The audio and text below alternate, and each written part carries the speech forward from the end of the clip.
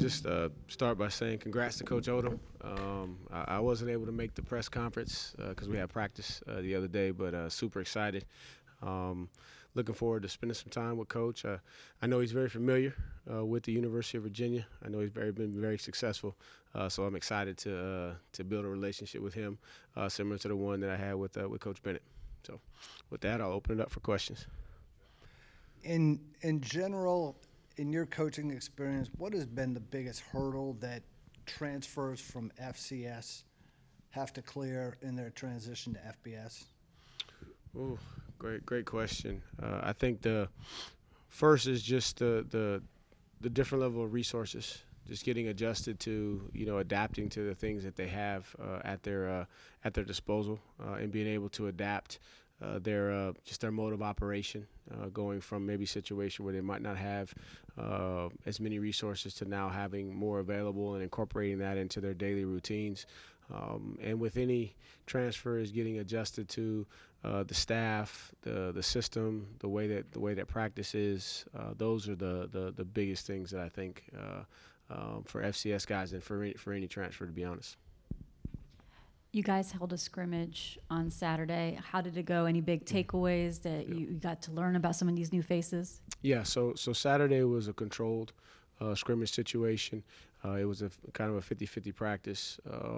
So got to see some guys run around, coaches off the field. So saw some good things. Got to see some of the young guys make a couple plays. Got to see the new, especially D linemen, in action for the first time. You see that they're adapting to the understanding of the system. Still got some things fundamentally at all positions that we gotta continue to improve upon. Saw that there's a good competitive spirit amongst those guys. You can see that they elevate the play of those around them, but it was more controlled. So some of it, you get them out of rhythm a little bit because it is controlled, and so we're going to have some more open scrimmages where we just put the ball down and play, so we'll have further evaluation. But I think they validated what we thought from a talent standpoint on film. Now it's just making the full transition of the fundamentals to go along with the understanding of the scheme. And there's some O-linemen that are down, like Monroe Mills and Tyshawn Wyatt. What is their status? Yeah. Any long-term injuries there? Yeah, so just evaluating knees on both of those guys, playing it very precautious and making sure we get all the scans that we need, because those guys have played a ton of football and both of them have had knee injuries in the past. So it's more so just being precaution, and then as we get all the information, we'll know the full extent of what's going on with those two. You have your entire staff back from last year to this year. What is the biggest benefit of that, particularly during a spring where you're incorporating 25 newcomers? Yeah, so you're not having to teach the coaches as well as the players, right? So the continuity with the practice structure, the continuity with the meeting structure, all of that is in place, and so it helps them to be able to focus on helping the newcomers transition, as opposed to if they're in there learning, they're trying to figure out, okay, where are all the locations in the building? How is Coach Elliott in the staff meeting? What's the expectation in practice? How is it structured? You have all of that in place, so it allows for allows you to be proactive, so you can anticipate some of the things that the newcomers may run into. But really, it just helps with keeping the chemistry with the flow of everything that we do.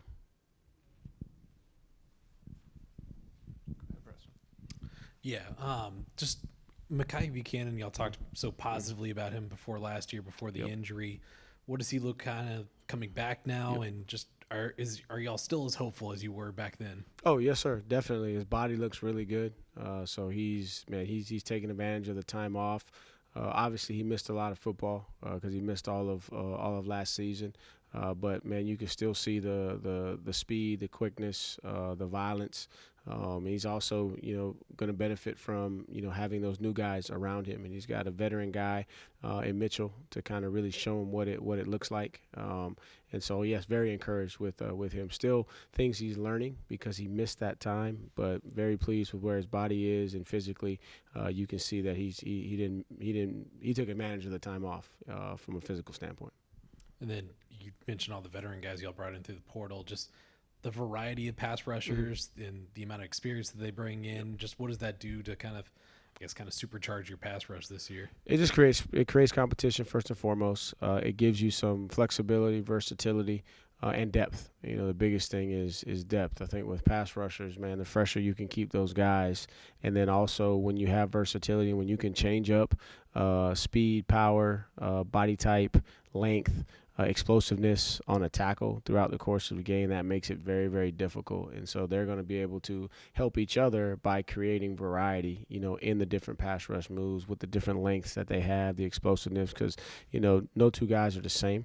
And you look, we brought in Fish is extremely long, and that's gonna be to his benefit. But then also it's gonna benefit Mitchell. Where Mitchell is more of an explosive, shifty guy.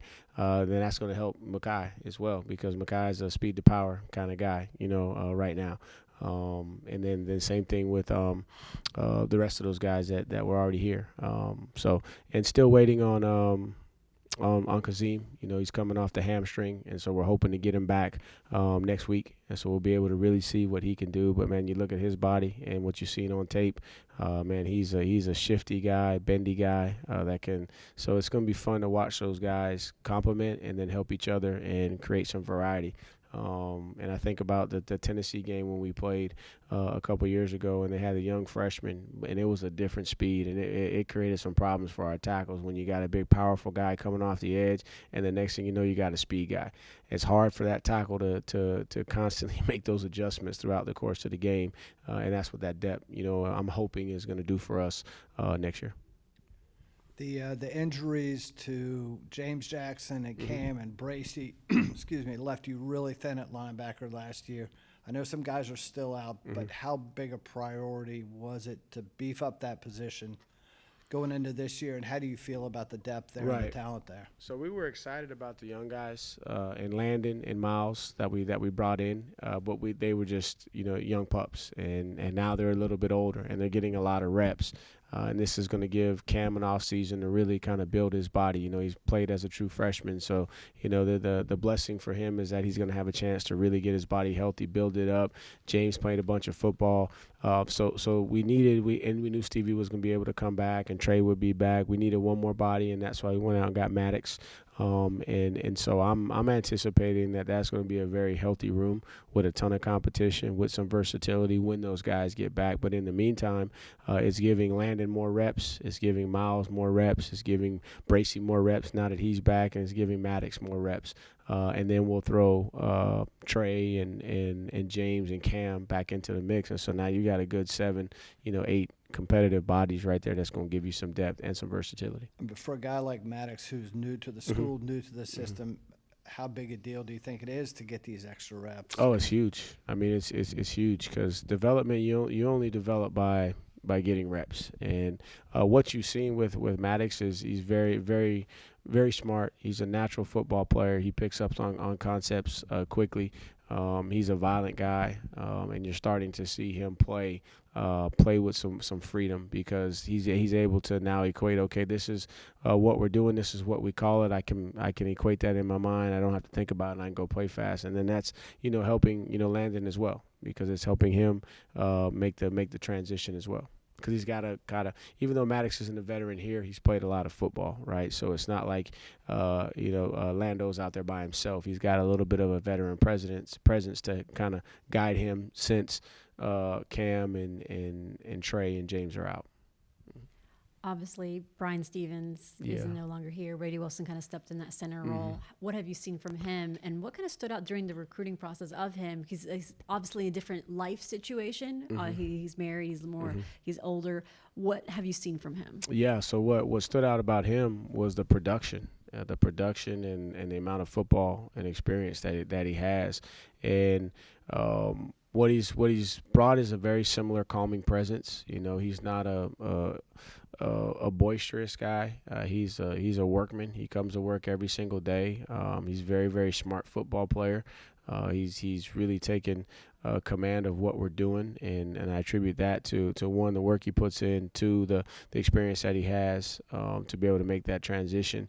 And I think he's also brought us, a little bit a little bit different presence in the outside zone game. He's got a real good knack for running that play. And so we're excited about that. So things that really stood out was the experience and the production, and he's shown that already in just the first 8 practices that he's been here. And then also too, I think the lifestyle piece of it brings a lot of leadership too. And he's, we got several of them. Man, we got several, and that's part of it too. You gotta remember we're dealing with older young men than we used to in the past. It used to be 18 to 21. Now you're dealing with some 23, 24-year-olds that've been around for a while and figured out that hey, I think I outkicked my coverage with the young lady that that has interest in me. I might need to make the right decision as quick as possible. So he's one of few. You got Ja. We got some other guys that have recently gotten engaged. And that's a positive too, because I think it brings a different perspective to the locker room, and also too it kind of takes a distraction out of the equation, right, and creates more of a business-like approach and mentality to what they do. First, a quick follow-up question on Stevie Bracey. He was doing some long snapping in case of emergency before he got hurt. Is he still working on that? Yeah, so he's doing more than in case of emergency, man. He's out there competing. He's really taken to that. So obviously with the knee, not able to do as much as he would like, but he was able to work on that, and it's showing off. I mean, his snap times have really improved, and so it's not so much emergency anymore. Like he's in the thick of the competition with Bryce and Hayden. In terms of the transfers, Jamari Taylor is a running back that came in. Yeah. What did you like about him, and how's he looks as he's transitioning up a level? So you saw some explosive traits on film. You saw productivity, and you saw durability. Right, those were the things that you liked about him. And now that we have him, and he's been in practice, he's a natural back. He's got very eye-feet coordination. He's got good body control. He can accelerate through the hole quickly. Plays with good pad leverage. He's a worker. He doesn't say a whole lot. I mean, he's eager to learn. Man, he's like a sponge. He just absorbs information, and he's been a real good presence for X. Right, those two have kind of you wouldn't have thought that they just met a couple months ago. Man, you would have thought they were long lost brothers. The way they've been able to connect, and I think that's important in the running back room. Right, because that's a position where they all want to be the guy, but man, you need a good running mate, right? To be your best, you got to have a good running mate. So there's got to be a great relationship. Like you look at the ones that are doing it at a high level in the NFL, most of them have a good running mate running with them, and they feed off of each other and they make each other better. And that's what I'm starting to see so far with X, and I'm excited to see how that's going to transition when Noah comes back off of his shoulder as well.